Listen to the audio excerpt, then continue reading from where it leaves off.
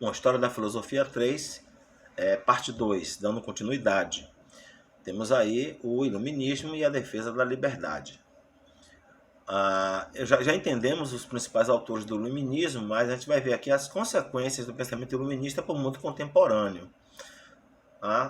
Primeiro eu tenho aí a crise do Antigo Regime, que é algo anterior ao século das luzes, ou aquilo que vai inaugurar o chamado século das luzes, né? Que tem como consequência o pensamento iluminista. O que foi a crise do Antigo Regime? Foi a crise, na verdade, das velhas estruturas que organizavam parte do mundo ocidental, como o absolutismo monárquico e a política econômica do mercantilismo. Essas duas esferas do Antigo Regime começam a ser questionadas e atingidas pelas novas concepções que são cunhadas, principalmente no seio da burguesia, pois a economia do Antigo Regime ela era praticamente regida, digamos assim, pela a burguesia, pela classe burguesa. O Estado praticava aí fortes intervenções. Uma tradução para a expressão mercantilismo é a intervenção do Estado na economia. E o Estado era o rei. Né? A velha frase do rei francês, Luís XV, né? Luís XIV. Luís XIV, o rei Sol, era l'État c'est moi, o Estado sou eu. Então a intervenção do Estado na economia implicava no absolutismo monárquico. Em resumo, a crise do Antigo Regime é, de um lado, a crise do absolutismo, os reis em xeque, e de outro lado, a crise da economia mercantilista, né? A burguesia agora buscando os seus direitos, tanto econômicos como também políticos. E isso acaba resultando aí nas revoluções burguesas e liberais. Principais revoluções burguesas. A grande primeira revolução burguesa foi o desencadeamento do pensamento iluminista, que vai influenciar a independência dos Estados Unidos ou Revolução Americana. Como eu falei no outro vídeo, fortemente influenciada pelas ideias do John Locke. E aí, mais tarde, um pouco mais tarde, ainda no século XVIII, eu vou ter a famosa Revolução Francesa, que vai abalar as estruturas da Europa, né? Uma coisa interessante que eu esqueci de mencionar aqui é que antes da independência dos Estados Unidos, a Europa já tinha experimentado, né, algo em torno dessa questão de revoluções, pelo menos liberais, de um contexto liberal, que foram as revoluções inglesas, né? A primeira foi a Revolução Puritana, aí século XVII, né, um período antes, a Revolução Puritana, com o famoso Oliver Cromwell, que era um líder puritano. Ele estabelece um tipo de quase uma ditadura, né? Uma república meio ditatorial na Inglaterra, que acaba sendo vencida aí pela burguesia unida, parte da aristocracia inglesa, que foi a chamada Revolução Gloriosa. E a Revolução Gloriosa, ela delega para as monarquias europeias a famosa Declaração dos Direitos, né? Que é uma base aí para as chamadas monarquias constitucionais ou parlamentar. Até hoje a Inglaterra é uma monarquia parlamentar, né? A ação do parlamento junto com o governo, né? Com o Estado. A gente lembra lá da obra do Barão de Montesquieu, né? A tripartição, o espírito das leis. É como se ele reorganizasse essa ideia de parlamento governando junto com o rei.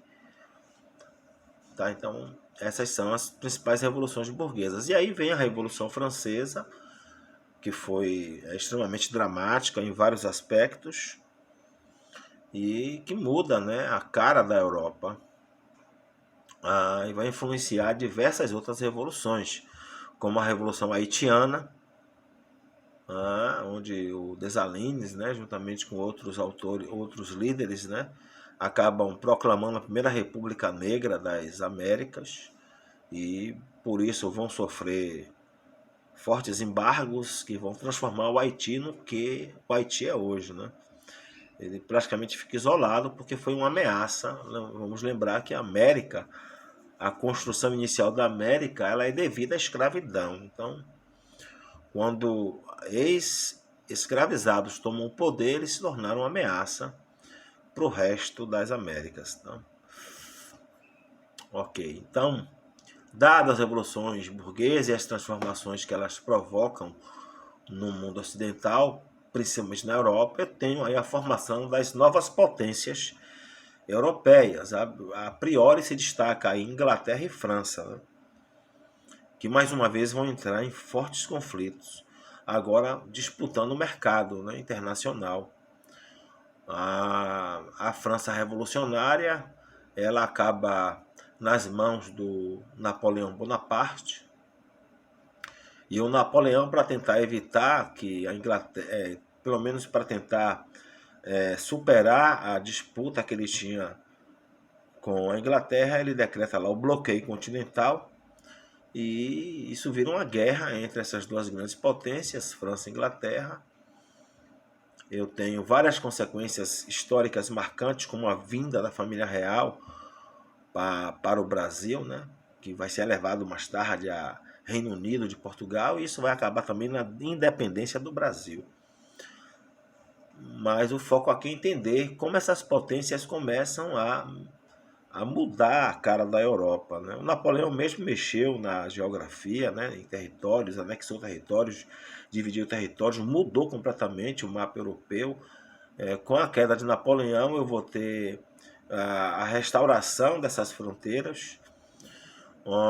Isso vai deixar um rastro para a Primeira Guerra Mundial, porque apesar do desenvolvimento que essas potências vão vivenciar, mais tarde eu vou ter aí a Primeira Guerra Mundial. A imagem que vocês estão vendo aqui da Torre Eiffel, né? E tem uma expressão aqui, Belle Époque. A Bela Época, ou Belle Époque em francês, foi o finalzinho já do século XIX, quando essas potências europeias, principalmente a França, começam a vender para o mundo novos hábitos, novas formas, modas. O cinema, né, surge nesse período aí, o cinema já retratando o mundo, né? Aquela expressão que a vida agora passa a imitar o vídeo, né? É muito presente aí. A propaganda cresce absurdamente. Em meio a isso, as ideias filosóficas são muito efervescentes, vão estar influenciando novas concepções políticas e sociais nesse momento da história. E o que é que ocorre? Início do século XX já é um período caracterizado por uma forte corrida armamentista entre essas potências europeias. E junto com isso eu tenho mágoas, né? Mágoas que foram sendo cultivadas diante das rivalidades que existiam entre essas potências. Né? Como eu falei, o Napoleão ele tinha mudado a geografia europeia, anexado territórios, dividido territórios. No momento da restauração dessas fronteiras, eu tive, mais uma vez, conquista de novos territórios. Né? Então, o exemplo, a Alemanha estava unida ao Império Austro-Húngaro, que por conseguinte tinham conquistado territórios nos Balcãs. Tá? Então, para não ser muito exaustivo, o que ocorre aí? Eu vou ter sentimentos sendo desenvolvidos do final do século XIX para o início do século XX, e que terão uma forte influência filosófica. Exemplo, eu vou ter o pan-germanismo, que é a ideia da Alemanha se estender pela Europa, conquistar territórios, que era vital para o seu desenvolvimento. Eu vou ter o chamado pan-eslavismo, né, de outro lado, na Rússia também, incentivando a união de todos os povos eslavos. Eu vou ter o revanchismo francês, que era o ódio que a França cunhou da Alemanha, porque a França perdeu territórios para a Alemanha, territórios que eram importantes para o seu desenvolvimento econômico. De outro lado, eu vou ter a formação, o início do chamado pan-africanismo, né, onde muitos africanos descendentes, né, da escravidão começam a lutar pelos seus direitos. Então, toda essa efervescência vai acabar desaguando em 1914, início do século XX, na Primeira Guerra Mundial. Podemos dizer que a Primeira Guerra Mundial foi uma consequência direta do imperialismo, do neocolonialismo. A Primeira Guerra Mundial durou de 1914 a 1918. Em 1917, a Rússia sai da Primeira Guerra, faz a sua revolução interna, a famosa Revolução Russa, onde as ideias de Karl Marx ganham uma dimensão de governo, né? Vai surgir em 1929 a famosa União Soviética, ou União das Repúblicas Socialistas Soviéticas. Bom, esse é um mundo de conflito, um mundo de fortes conflitos, de uma guerra que foi trágica, terrível. Em 1918 cessa a Primeira Guerra Mundial e de 1918 a 1939 é o chamado período entre guerras. Em 1939 estoura a Segunda Guerra Mundial, mais uma vez com a Alemanha como pivô dessa guerra. Esses são detalhes da história que são também curiosos, né? E a Segunda Guerra Mundial ela vai de 1939 a 1945. Acabando a Segunda Guerra Mundial, também outro momento muito trágico e etc. A Europa fica em frangalhos, né? Aí eu vou ter a ascensão dos Estados Unidos como potência mundial. Em 1945 inicia-se uma outra guerra que não foi tão direta, mas um conflito também que deixou marcas profundas para a história da humanidade, que é a famosa Guerra Fria. Um conflito indireto entre os Estados Unidos e a União Soviética. Esse período de Guerra Fria ele cessa em 1989, uma dica aí para se analisar a década de 80, né? Que vai deixar um legado muito curioso também para o mundo contemporâneo. Acaba a Guerra Fria em 89, eu vou ter a queda do Muro de Berlim, eu vou ter o fim da União Soviética, e aí começa a chamada Nova Ordem Mundial.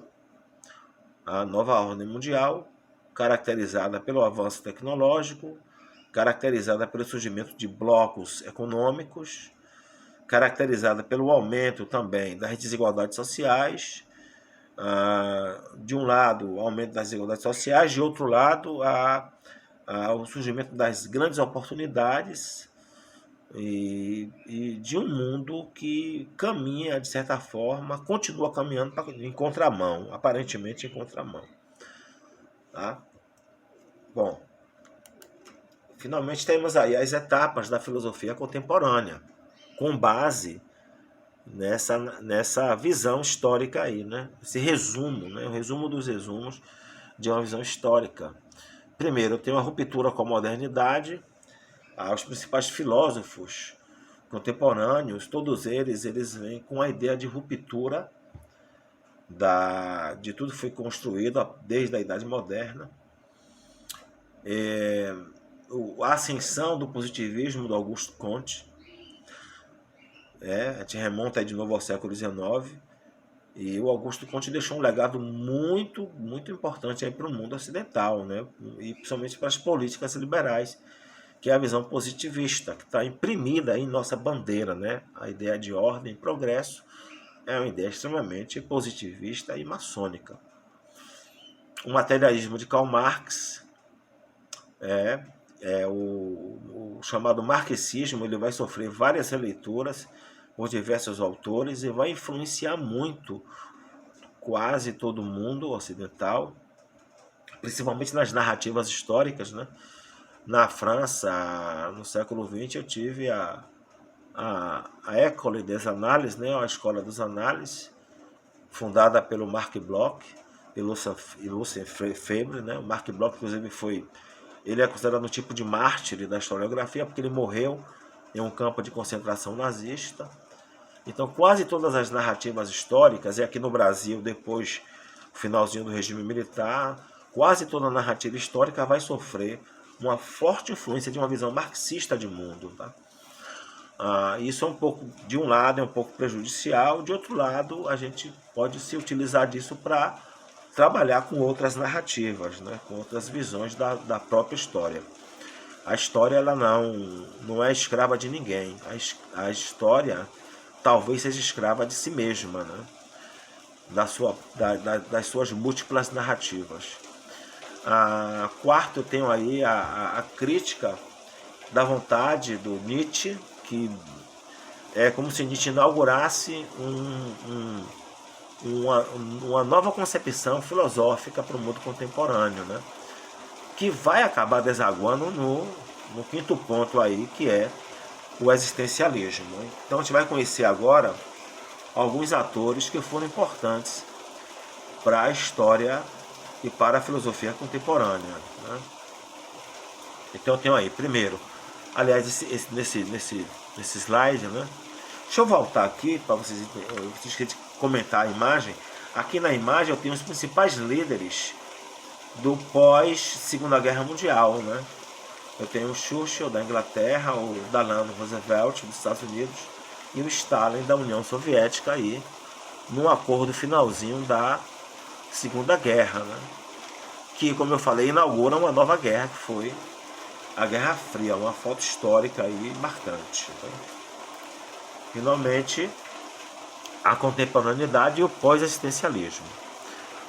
Como vimos no slide anterior, o existencialismo, as concepções existencialistas, inaugura uma nova forma de ver o mundo e de entender também as ações humanas, né? A filosofia contemporânea, ela é, de um lado, extremamente antropológica, de outro lado, extremamente sistemática. Tá?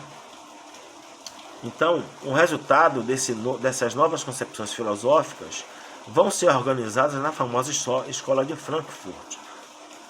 Eu tenho vários nomes importantes na Escola de Frankfurt, como a Hannah Arendt, né? A Hannah Arendt, que vai repensar muito os estados totalitários, etc. Tá? Eu tenho o avanço da psicanálise, que começou com Sigmund Freud, né? Ele viveu entre finalzinho do século XIX e início do século XX, e deixou um legado muito importante para a psicanálise, que será mais tarde desenvolvida pelo Lacan, né?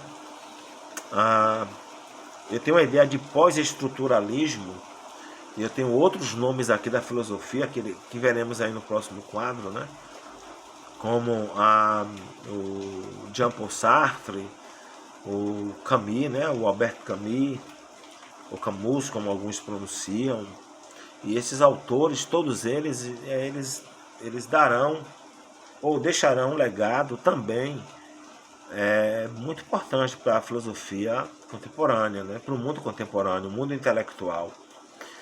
E, finalmente, bem recente, eu tenho uma reflexão em torno da chamada modernidade líquida de outro autor importante, que é o Bauman, né? Zygmunt Bauman. Morreu há pouco tempo e também deixou um legado muito preciso, eu diria, sobre o que é o mundo contemporâneo, né? A modernidade líquida, a sociedade líquida, porque tudo se desfaz com muita rapidez, como a água, né? E hoje eu tenho aí as famosas redes sociais, pessoas presas, né? As pessoas confundindo, de uma perspectiva filosófica, confundindo personalidade com acessibilidade, né, a redes sociais e visibilidade de redes sociais.